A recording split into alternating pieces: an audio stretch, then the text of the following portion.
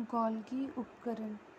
कुंडिका किसे कहते हैं? कुंडिका गोल्गी अपरेंडेंट में कुछ इस टाइप का स्ट्रक्चर बना होता है और इसी टाइप के स्ट्रक्चर की जो मोड़ होती है उसको कुंडिका कहते हैं। गोल्गी उपकरण झिल्ली युक्त पुट्टिका है जो एक दूसरे के ऊपर समांतर रूप से सजी रहती है, जिन्हें कुंडिका कहते हैं। इन झिल्लियों का संपर्क ईआर झिल्लियों से होता है। जो ये ईआर होती हैं, जो ये आपके गोल्गी उपकरण हैं, ये ईआर से जुड़े हुए होते हैं, जिन्हें जटिल कोशिका तंत्र के दूसरे भाग को बनाते हैं। गोल्गी उपकरण के कार्य: ईआर में संश्लेषण पदार्थ को एक पैक करता है और उन्हें कोशिका से बाहर तथा अंदर भेजता है। कुछ पुट्टिकाओं में एंजाइम बंद किए जाते हैं। कुछ परिस्थिति में गोल्गी उपकरण में समानता शक्कर से जटिल शर्करा बनती है। गोल्गी उपकरण के द्वारा लाइसोसोम को भी बनाया जाता है। जो आपका गोल्गी उपकरण होता है उससे लाइसोसोम भी बनता है। माइटोकॉन्ड्रिया, यह कोशिका का बिजली घर होता है, जैसे हम चल सकते हैं, फिर सकते हैं। ये माइटोकॉन्ड्रिया हमारी बॉडी में होता है, जो हमें एटीपी देता है, एनर्जी देता है, वो माइटोकॉन्ड्रिया ही होता है। यह यहाँ पर दोहरी झिल्ली होती है। बाहरी परत को चिकनी एवं छिद्रित होती है और भीतरी परत बहुत अधिक वलित होती है। इसका काम क्या होता है? इसका काम एनर्जी देना होता है। जीवन के लिए आवश्यक विभिन्न रासायनिक क्रियाओं को करने के लिए माइटोकॉन्ड्रिया एटीपी के रूप में ऊर्जा प्रदान करता है। एटीपी के रूप में ऊर्जा प्रदान करता है। एटीपी की फुल फॉर्म क्या होती है? Adenosine triphosphate. दूसरा जो माइटोकॉन्ड्रिया होता है, इसका खुद का डीएनए होता है, खुद का राइबोसोम होता है और खुद का ही कभी कभी ये कुछ प्रोटीन भी बना लेता है। प्लास्टिड, ये केवल पादप कोशिका में पाया जाता है, एनिमल में नहीं होता, मतलब हमारे शरीर में प्लास्टिड नहीं होता है। ये 3 प्रकार का होता है: क्रोमोप्लास्ट, ल्यूकोप्लास्ट। क्रोमोप्लास्ट रंगीन प्लास्टिक होता है, ये पौधे के जड़ों में पाया जाता है।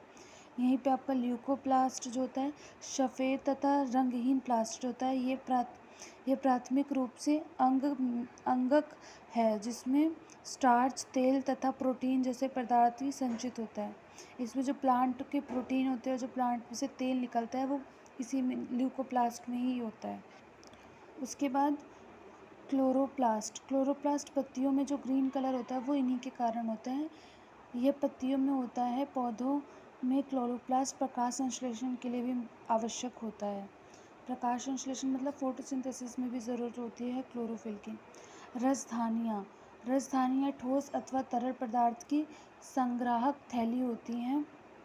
जंतु कोशिका में रसधानियाँ छोटी होती हैं, जबकि पादप कोशिका में रसधानियाँ बहुत बड़ी होती हैं। एनिमल्स में छोटी होती है पर प्लांट्स में बहुत ही लार्ज होती है। इनका काम क्या होता है?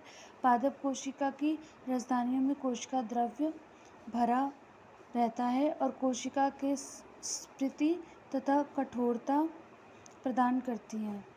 कुछ एक कोशिका जीवों में रसधानियाँ जल तथा अपशिष्ट पदार्थ को भी शरीर से बाहर निकालने में मदद करती है। कुछ एक कोश के जीव रहते हैं, जैसे अमीबा हो गया, तो इसमें क्या होता है, जो इसका खाने वाला जगह होता है वहीं से बाहर चीज़ भी निकलती है। तो ये जो वेस्ट मटेरियल होता है उनको भी एक कोश का जीवों में बाहर निकालती है आपकी रसधानियाँ। लाइसोसोम झिल्ली से घिरी हुई संरचना होती है, जिनमें पाचक एंजाइम होता है। आर की एंजाइम से बना होता है और इसका काम क्या होता है? ये कोशिका की साफ करती हैं। ये कोशिका अंग के टूटे फूटे भागों को पाचित करती है।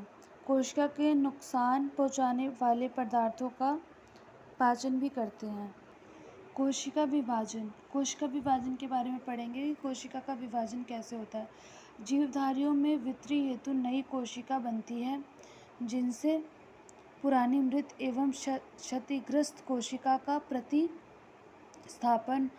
और प्रजनन हेतु युग्मक बनाते हैं। युग्मक मतलब से बच्चा कह सकते हो या फिर नया जो जीवन आने वाला है उसको। कोशिका विभाजन किसे कहते हैं? एक मृत कोशिका, मातृ मतलब पेरेंट कोशिका से संतति, संतति मतलब बच्चा, चाइल्ड। कोशिका के बनाने को कोशिका जनन का कोशिका विभाजन या कि सेल डिवीज़न कहते हैं। कोशिका विभाजन के फलस्वरूप जीवधारियों में शरीर में वृद्धि होती है। दो प्रकार के आपके कोशिका विभाजन या सेल डिवीज़न होते हैं। पहला होता है समसूत्र विभाजन माइटोसिस और अर्धसूत्र विभाजन मियोसिस। सबसे पहले हम समसूत्र विभाजन के बारे में पढ़ेंगे। कोशिका का बार कोशिका एक बार विभाजित होती है। अलैंगिक और लैंगिक तरह की कोशिका में पाए जाते हैं। अलैंगिक असेक्सुअल सेक्सुअल दोनों टाइप्स के पाए जाते हैं। इस विभाजन में कम समय लगता है। इस विभाजन के द्वारा एक कोशिका से दो कोशिका बनती है। मतलब जैसे आपकी एक कोशिका है तो इससे दो कोशिका बनेगी। संतति कोशिका में जनन जैसी गुणवत्ता होती है के कारण आनुवंशिक विविधता नहीं होती है। कोशिका दो बार विभाजित होती है। केवल लैंगिक जनन में होता है। इस विभाजन में अधिक समय लगता है। इस विभाजन में एक कोशिका से चार कोशिका का निर्माण होता है। संतति कोशिका में जनकों से विभाजन गुणसूत्र होने के कारण आनुवंशिक विविधता होती है।